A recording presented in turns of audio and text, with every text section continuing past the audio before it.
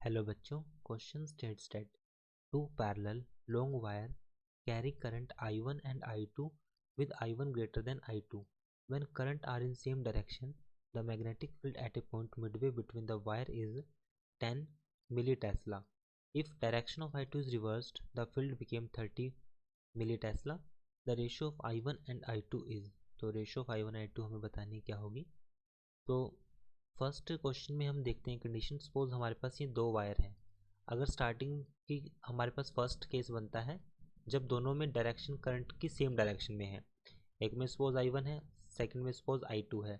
ये सपोज वो पॉइंट है जहाँ पर I1 का वैल्यू हमारे पास I2 से ज़्यादा है। So when I1 is greater than I2, when current are in same direction, magnetic field at a point midway between the wire is 10 milli Tesla. It means यहाँ पर जो मैग्नेटिक फील्ड होगी, suppose करता हूँ कि फर्स्ट की वजह से B1 है, सेकंड की वजह से B2 होगी।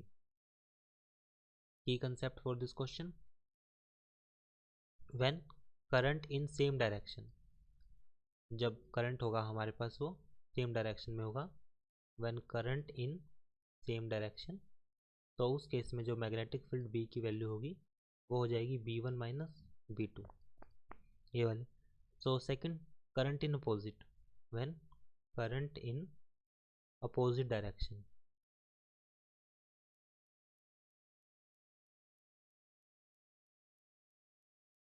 तो उस केस में मैग्नेटिक फील्ड B की वैल्यू हो जाएगी B1 प्लस B2।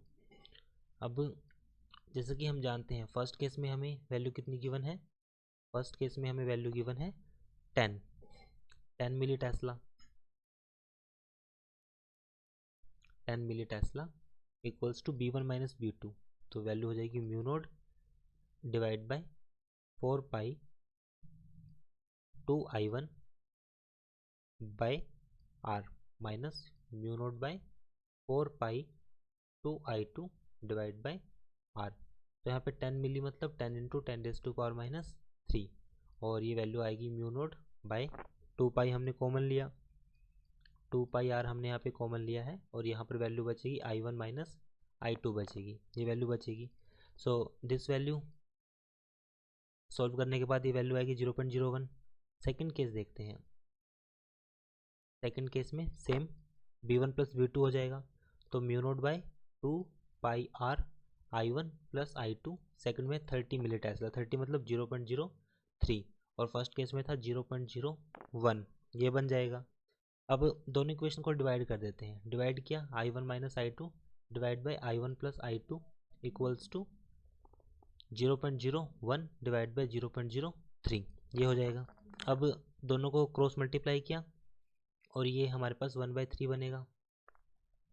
अब अगर ये 1/3 बनता है तो इसका मतलब यहाँ से इसको लिखेंगे हम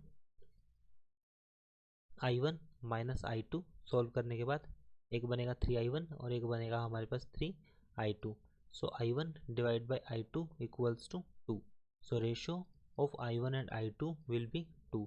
सो राइट आंसर जो होगा हमारे पास ऑप्शन C होगा। I hope solution is understandable. Thank you.